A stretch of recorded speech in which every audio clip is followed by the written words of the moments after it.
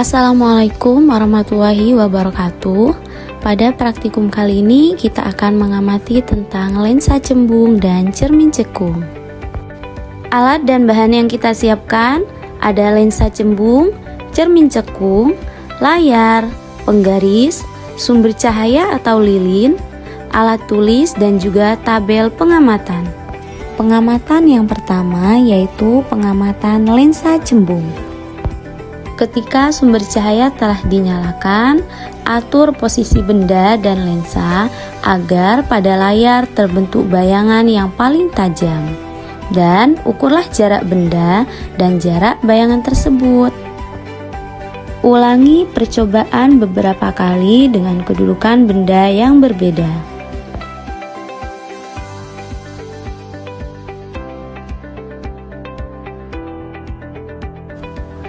Pada hasil pengamatan lensa cembung, sinar sejajar yang melewati lensa dibiaskan sehingga bertemu di belakang lensa. Bayangan yang terbentuk merupakan bayangan nyata karena dapat ditangkap pada layar. Berdasarkan pengukuran jarak benda dan jarak bayangan, nilai fokus dihitung menggunakan rumus lensa. Dari 5 kali pengukuran, nilai fokus yang diperoleh bervariasi karena memungkinkan terdapat sedikit kesalahan pengukuran, getaran alat, atau intensitas cahaya yang kurang stabil. Namun, secara umum, nilai fokus menunjukkan kecenderungan bahwa semakin jauh jarak benda dari lensa, jarak bayangan juga berubah mengikuti karakteristik lensa cembung. Kekuatan lensa nilainya semakin kecil pada jarak fokus yang semakin besar. Sesuai teori bahwa lensa dengan fokus panjang memiliki kekuatan lensa yang lebih kecil.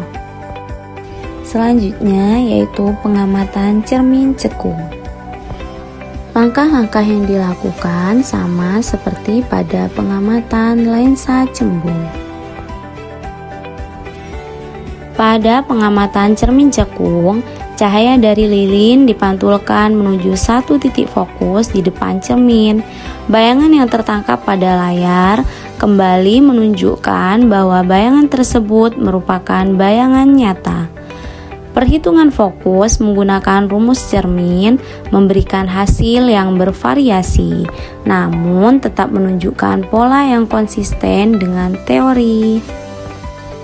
Semakin jauh benda dari cermin, nilai fokus atau nilai F cenderung semakin besar, walaupun tetap berada di rentang yang sesuai dengan karakteristik cermin cekung yang digunakan.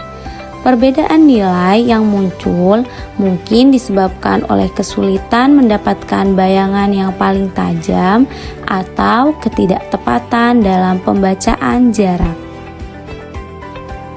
Berdasarkan hasil pengamatan dapat disimpulkan bahwa lensa cembung dan cermin cekung bersifat mengumpulkan cahaya dan memiliki titik fokus positif sesuai dengan teori optik.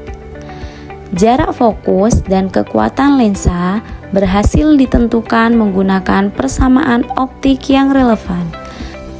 Dengan data yang menunjukkan pola konsisten antara teori dan hasil eksperimen, meskipun terdapat variasi data akibat keterbatasan alat dan ketelitian pengukuran.